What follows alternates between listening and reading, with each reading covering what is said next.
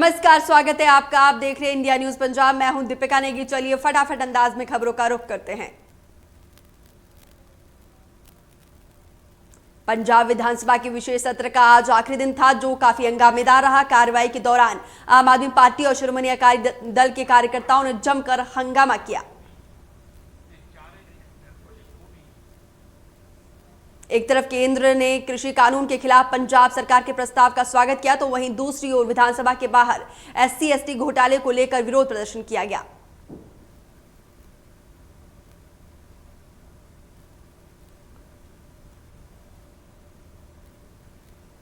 सत्र के बाद सीएम कैप्टन ने दिल्ली के सीएम अरविंद केजरीवाल पर निशाना साधते हुए कहा कि जैसे हम पंजाब के किसानों के हित के बारे में सोच रहे हैं, वैसे ही उन्हें भी दिल्ली के बारे में सोचना चाहिए।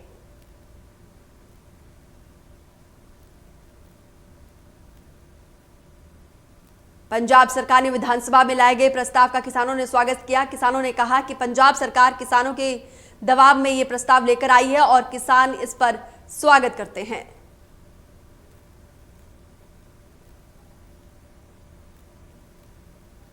किसानों ने इस बात को लेकर खुशी भी जाहिर की है कि पंजाब सरकार ने जो प्रस्ताव लेकर आई है वो किसानों के आंदोलन की बहुत बड़ी जीत है।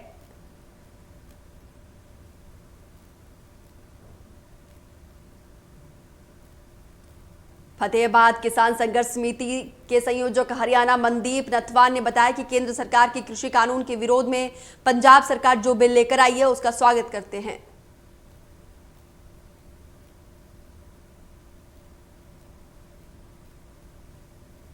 ये किसानों की आंदोलन की बहुत बड़ी जीत है। किसानों के दबाव में पंजाब सरकार ने यह फैसला लिया है। किसान नेता ने बताया कि हरियाणा सरकार को भी पंजाब सरकार की तर्ज पर इस प्रकार के फैसले लेने चाहिए।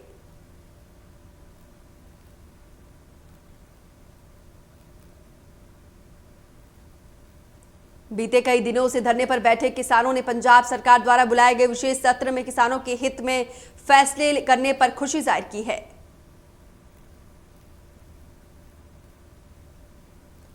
MSP पर कैप्टन सरकार के फैसले पर किसानों ने कहा कि हमारे लिए राहत की खबर है और हम इसका स्वागत करते हैं।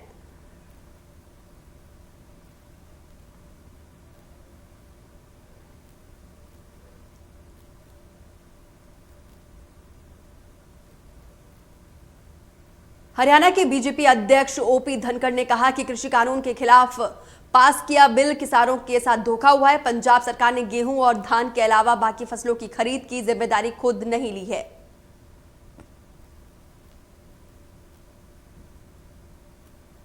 धनखड़ ने कहा कि क्या पंजाब सरकार किसी सरकारी दुकान के जरिए अंतिम खरीदार के तौर पर फसल खरीदेगी? जो प्रावधान पंजाब ने किया है उसमें किसान को आश्वस्त नहीं किया जा सकता है कि जरूरत के समय उनका अनाज कौन खरीदेगा।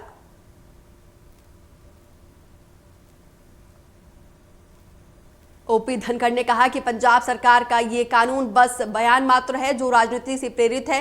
इस कानून से पंजाब के तमाम अनाज व्यापारी और किसान के बीच का विश्वास खत्म होगा और आने वाले समय में किसानों को परेशानी होगी।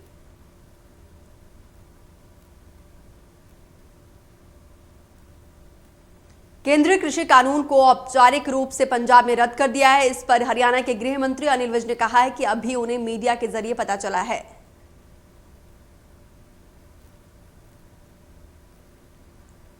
अनिल विज ने कहा कि पंजाब सरकार के इस फैसले पर पहले वो स्टडी करेंगे कि कोई राज्य इस तरह के कदम उठा भी सकता है या नहीं। साथ ही विज ने कहा है कि वहीं क्या किसानों के हक में जो भी होगा फैसला लिया जाएगा।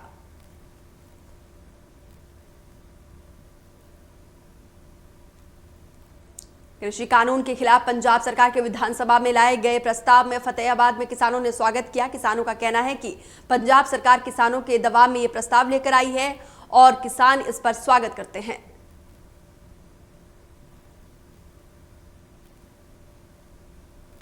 किसानों ने इस प्रस्ताव को किसानों के आंदोलन की बहुत बड़ी जीत बताया और कहा कि हरियाणा सरकार को भी पंजाब सरकार की तर्ज पर इस तरह के फैसले लेने चाहिए। जब तक कृषि कानून वापस नहीं लिया जाता तब तक उनका आंदोलन जारी रहेगा।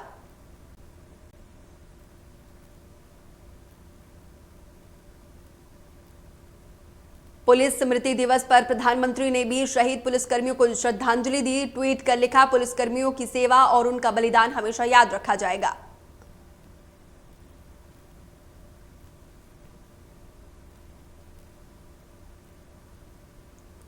पुलिस स्मृति दिवस पर दिल्ली स्थित पुलिस स्मारक पर परेड का आयोजन किया गया। केंद्रीय गृह मंत्री अमित शाह ने शहीदों को श्रद्धांजलि दी और परेड को संबोधित किया।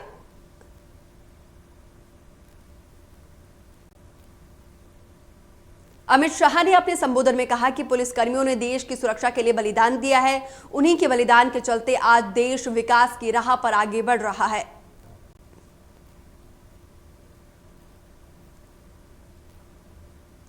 अमित शाह ने कहा कि जब देश त्योहार मनाता है तो पुलिसकर्मी ड्यूटी कर रहे होते हैं। पुलिसकर्मियों का ये त्याग देश हमेशा याद रखेगा।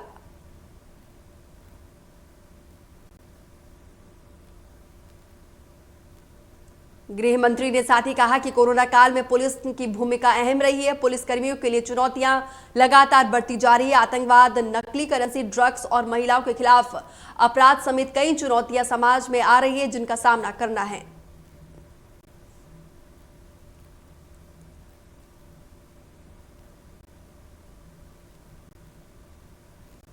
साल 1959 में भारत चीन पर गश्त कर रहे पुलिस जवानों पर चीनी फौज ने हमला किया था, जिसमें डीएसपी समेत 7 जवान शहीद हो गए थे।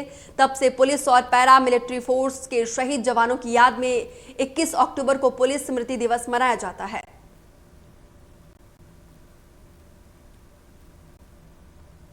इसी कड़ी में जालंधर के पीएपी चौक में पुलिस स्मृति दिवस मनाया गया, जहां डीजीपी दिनकर गुप्ता ने शहीदों को पुष्प अर्पित कर श्रद्धांजलि दी।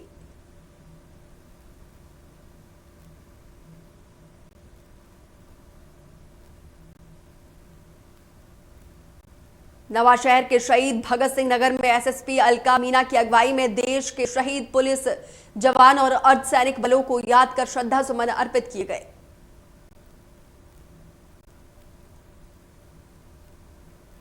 इस मौके पर डीएसपी नवनीत कौर गिल ने जवानों को सलामी दी। वहीं मौके पर मौजूद सभी अधिकारियों समेत मेहमानों ने 2 मिनट का मौन रखा।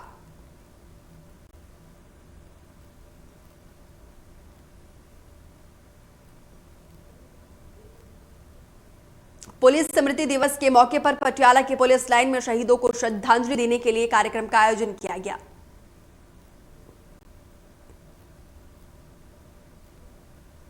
वहीं आयोजन में पटियाला जोन के आईजी जितेंद्र पाल ने मुख्य अतिथि के तौर पर शिरकत की और शहीदों को श्रद्धांजलि अर्पित की।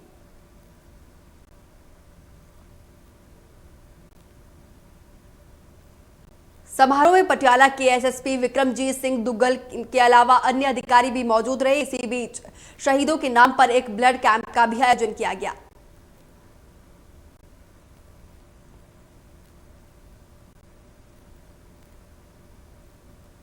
मानसा में भी पुलिस की तरफ से स्मरण दिवस मनाया गया। इस अवसर पर प्रशासनिक अधिकारियों के अलावा जिले के अन्य पुलिस ऑफिसर और शहीद पुलिसकर्मियों के परिवार भी मौजूद थे, जिन्होंने शहीदों को पुष्प अर्पित किए।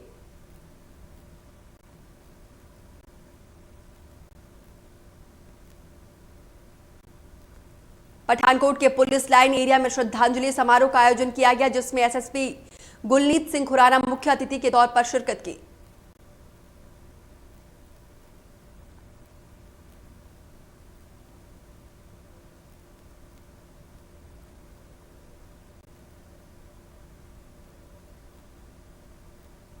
वहीं श्रद्धांजलि समारोह में शहीद पुलिसकर्मियों को श्रद्धासुमन अर्पित किए गए और 2 मिनट का मौन भी रखा गया।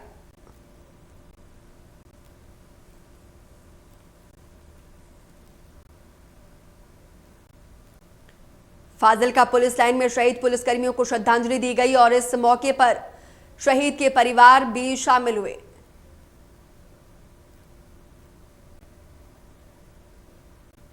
पुलिसकर्मियों ने शहीद के परिवारों को हर संभव मदद का ऐलान किया और वहीं शहीदों के परिवार के सदस्य और बच्चों के लिए नौकरी देने की मांग की।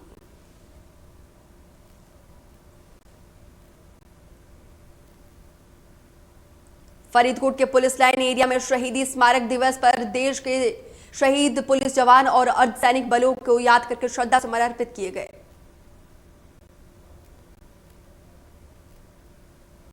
इस मौके पर पुलिस की टुकड़ी ने शहीद हुए पुलिसकर्मियों को सलामी दी और सभी अधिकारियों के साथ मेहमानों की तरफ से 2 मिनट का मौन रखा गया।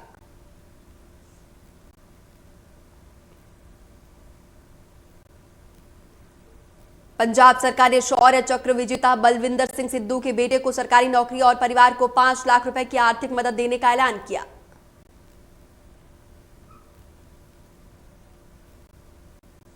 इस दौरान तरनतारन में राज्यसभा सांसद प्रताप सिंह बाजवा और पार्लियामेंट मेंबर जसवीर सिंह गिल ने परिवारों के साथ मुलाकात की।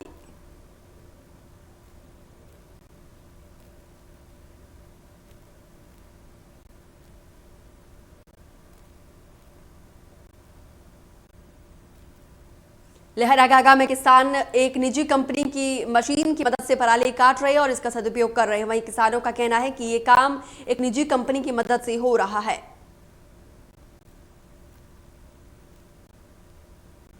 इस मशीन के जरिए खेतों में धान की पराली को काटा जाता है और उसके बाद वेस्ट मटेरियल को निजी कंपनी और फैक्ट्रियों में भेजा जाता है।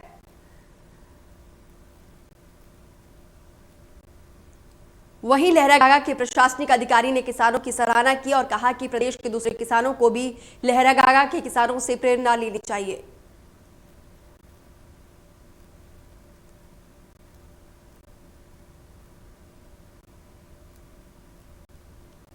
फाजिल्का की अनाज मंडी में लिफ्टिंग ठेकेदार के साथ चल रहे विवाद के चलते पिछले 10 दिनों से अनाज मंडी में लिफ्टिंग नहीं हो पा रही है।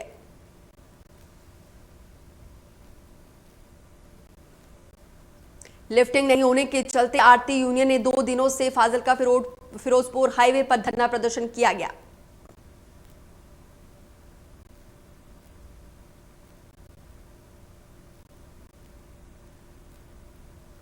तरनतारन में अमृतसर बठिंडा नेशनल हाईवे और गांव उस्मा में टोल प्लाजा पर किसानों का धरना प्रदर्शन 19वें दिन भी जारी रहा।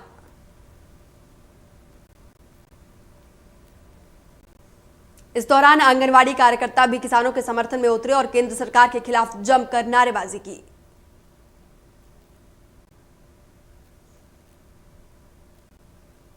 बठिंडा में झंडा रेलवे स्टेशन पर रेलवे कर्मचारियों ने दिवाली के बोनस नहीं मिलने के चलते केंद्र सरकार के खिलाफ विरोध प्रदर्शन किया।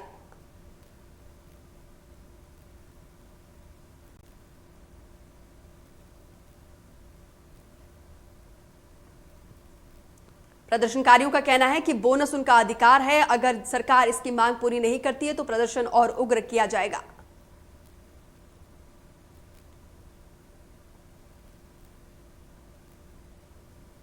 कोरोना के संकट काल में एक तरफ जहां कोरोना का डर लोगों में बना हुआ है तो वहीं दूसरी ओर डेंगू का खतरा भी अब मंडराने लगा है, यानी कि धीरे धीरे डेंगू अब पैर पसारने लगा है। फाजिल्का में डेंगू से प्रभावित लोगों का ग्राफ तेजी से बढ़ने लगा है। वहीं इसी कड़ी में अगर बात करें अबोहर की तो बड़ी संख्या में लोग इसके शिकार हो रहे हैं।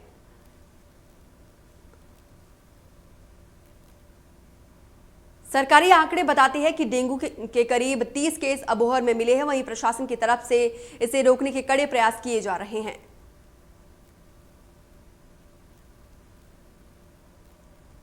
स्वास्थ्य विभाग की टीम लार्वे की खोज में गली गली घूम रही है और लार्वा मिलते ही उसको नष्ट भी कर रही है।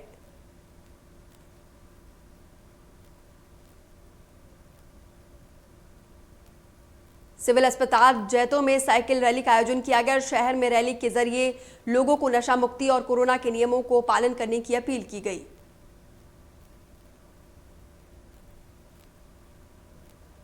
इस मौके पर एसएमओ गुरसाहिब सिंह ने कहा कि इस रैली का उद्देश्य लोगों को नशे के खिलाफ अभियान और कोरोना के नियमों को पालन जागरूक करने के लिए रखा गया।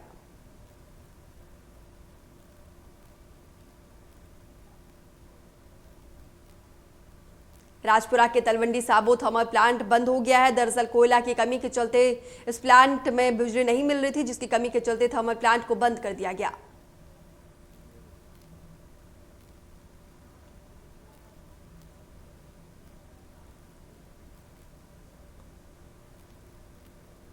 पटियाला में डीसी कार्यालय के बाहर आंगनवाड़ी कार्यकर्ताओं ने धरना प्रदर्शन किया और प्रदर्शनकारियों की मांग है कि कृषि कानून के खिलाफ प्रदर्शन करते वक्त जान गंवाने वाले किसानों को 10 लाख रुपए का मुआवजा दिया जाना चाहिए। वहीं इस दौरान प्रदर्शनकारियों ने कहा कि देश में इस समय 5 साल का बच्चा से लेकर 90 साल का बुजुर्ग किसानों के साथ खड़ा है। किसानों के लिए आंगनवाड़ी कार्यकर्ताओं ने अंत तक संघर्ष करने की बात कही।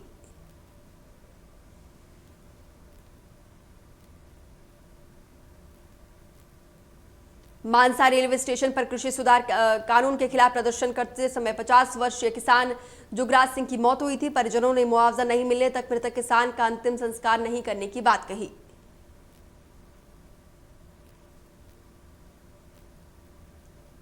वहीं प्रशासन मृतक के परिजनों को सरकार की ओर से 3 लाख रुपए देने का मुआवजा देने का ऐलान किया और परिवार के एक सदस्य को सरकारी नौकरी और साथ ही कर्ज माफ करने का आश्वासन दिया, जिसके बाद परिजन अंतिम संस्कार के लिए राजी हो गए।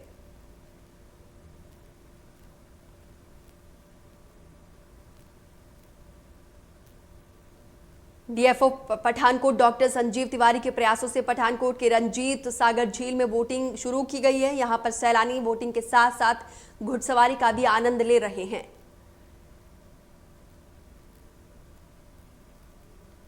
फॉरेस्ट डिवीजन ने पठानकोट के धार क्षेत्र चमरोड पत्तन को मिनी गोवा के नाम पर डेवलप किया है और वीकेंड पर पठानकोट के साथ साथ दूर दराज के लोग यहां पर कुदरत का नजारा देखने के लिए पहुंच रहे हैं।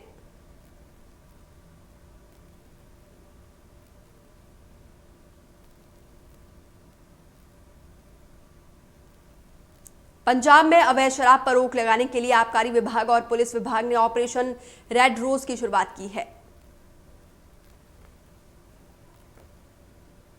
आबकारी विभाग के एक प्रवक्ता ने बताया कि पंजाब में अवैध शराब की तस्करी, अवैध शराब के व्यापार को रोकने के लिए सख्त कदम उठाए जा रहे हैं। आबकारी विभाग का कहना है कि प्रदेश में अलग अलग छापेमारी के दौरान अब तक 40,000 लीटर लाहन बरामद किया गया है। इस अवैध धंधे में संलिप्त आरोपियों के खिलाफ सख्त कार्रवाई की जाएगी।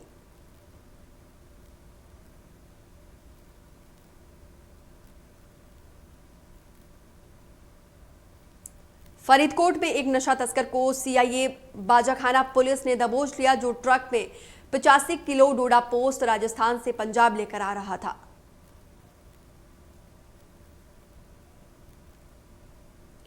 डोडा पोस्ट की कीमत करीब 4 लाख रुपए बताई जा रही है। वहीं पुलिस ने आरोपी को हिरासत में लिया और पूछताछ में अहम खुलासे होने की संभावना है।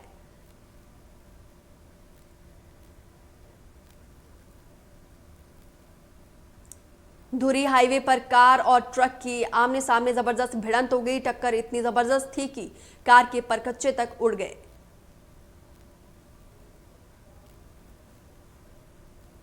वहीं सड़क हादसे में गनीमत रही कि किसी की जान का नुकसान नहीं हुआ, लेकिन कार चालक की टांग टूट गई, जबकि ट्रक चालक को मामूली सी चोटें आईं।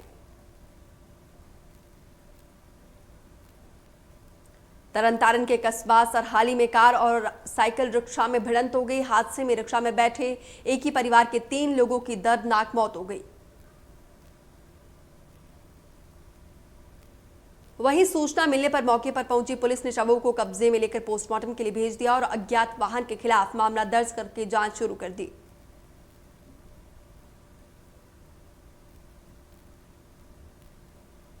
पटियाला में ऑटो चालक ने महिला के साथ छेड़खानी का मामला सामने आया। वहीं पीड़ित महिला के शोर मचाने पर ऑटो चालक वहां से फरार हो गया। वहीं मौके पर पहुंची पुलिस ने मामला दर्ज किया और जांच शुरू कर दी। पीड़ित महिला को पटियाला के राजेंद्र अस्पताल में जांच के लिए भेज दिया।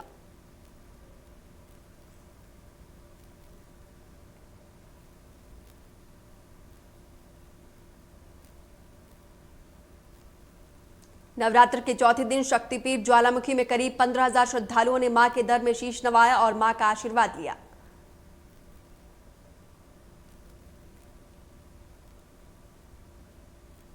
एसडीएम ज्वालामुखी धनवीर ठाकुर ने बताया कि श्रद्धालु कोरोना के नियमों का पालन कर रहे हैं।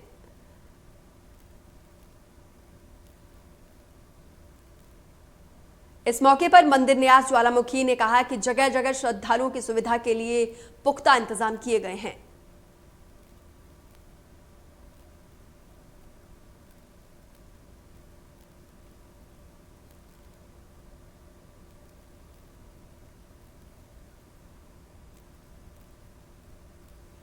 कुल्लू पुलिस ने 76 घंटे में महिला की हत्या की गुत्थी को सुलझा लिया। एसपी कुल्लू गौरव सिंह ने बताया कि इस मामले की सूचना मिलते ही घटनास्थल पर बारीकी से निरीक्षण किया गया और सभी साक्ष्यों को सुरक्षित रखा गया।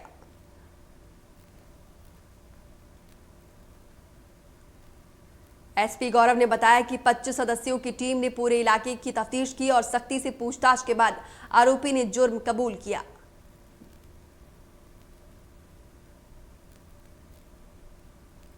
देव महाकुंभ अंतर्राष्ट्रीय दशहरा इस बार सीमित रूप से मनाया जाएगा। उसके लिए नगर परिषद कुल्लू ने मैदान की साफ सफाई सहित अन्य कार्यों को पूरा करने के लिए कमर कस ली है।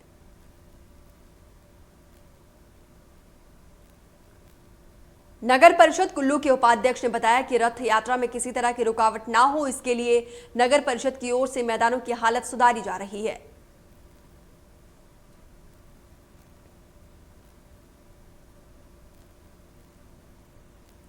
शारदीय नवरात्रों का आज 5वां दिन है। मां स्कंद माता के स्वरूप की पूजा अर्चना की जा रही है। कोरोना के नियमों का भी पालन किया जा रहा है।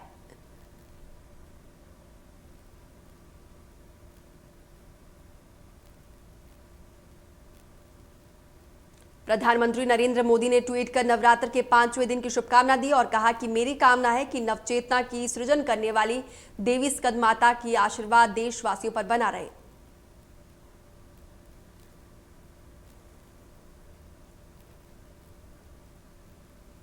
पूरी दुनिया में कोरोना के आंकड़े 4 करोड़ 10 लाख तक पहुंचे। अब तक 11,29,000 से ज्यादा मरीजों ने गंवाई जान। पूरी दुनिया में अब तक 92,85,000 से ज्यादा कोरोना के एक्टिव केस।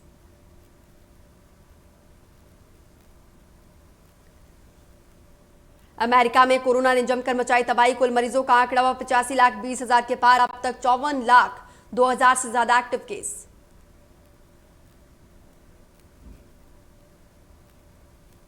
कोरोना के मामले पर तीसरे नंबर पर है ब्राजील। अब भी 1,54,000 से अब तक 1,54,000 से ज्यादा मरीजों ने गंवाई जान। कुल मरीजों का आंकड़ा 52,74,000 के पार।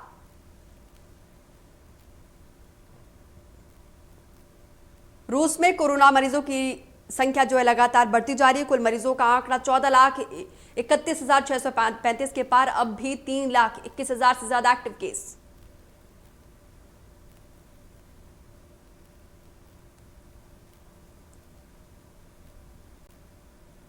देश में कोरोना का रिकवरी रेट लगातार बढ़ता जा रहा है, जहां 24 घंटे में 54,000 नए केस सामने आए हैं।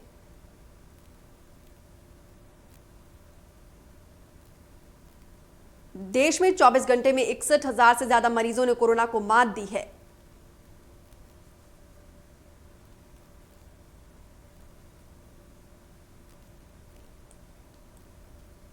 महाराष्ट्र में कोरोना से एक दिन में हुई 213 मरीजों की मौत। कुल मौत का आंकड़ा हुआ 42,453 के पार। अब भी 1,74,000 से ज्यादा एक्टिव केस।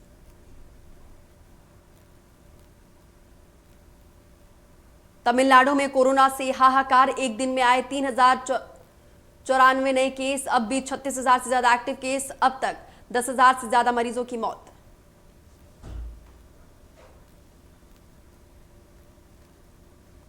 राजस्थान में 24 घंटे में सामने आए 1,897 नए केस। कुल संक्रमितों का आंकड़ा 17 लाख के पार।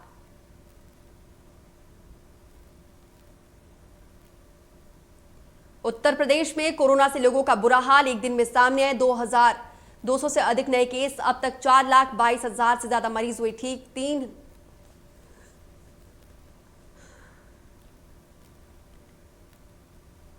उत्तराखंड में कोरोना संक्रमितों की रफ्तार थमने से थोड़ी राहत मिली है। 2 महीने के बाद एक दिन में सबसे कम 241 नए केस आए। वहीं 376 मरीजों को ठीक होकर डिस्चार्ज किया गया। कुल संक्रमितों का आंकड़ा 58,000 के पार।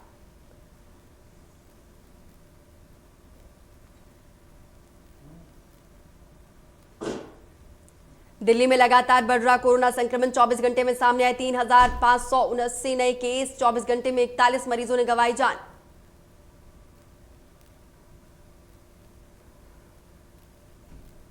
हरियाणा में कोरोना मरीजों का आंकड़ा 1,52,000 के पार। 24 घंटे में 940 नए केस आए। 12 की मौत। एक्टिव केस 10,000 से अधिक।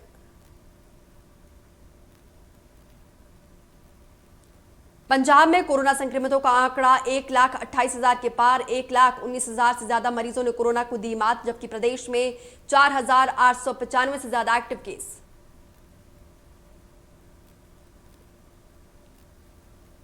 हिमाचल में कुल कोरोना संक्रमितों का आंकड़ा 19,357 के पार। वहीं 548 से ज्यादा मरीजों ने कोरोना को दी मात। प्रदेश में कोरोना के 2503 से ज्यादा एक्टिव केस और 271 मरीजों ने कोरोना से गंवाई जान।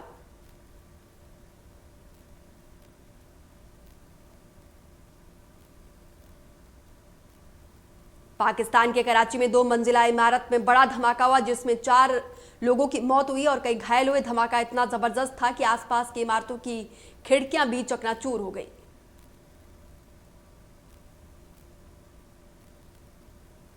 लद्दाख के डेमचौक में चीनी सैनिक भारतीय सीमा में घुसाया, जिसे भारतीय सेना ने चीन को सौंप दिया।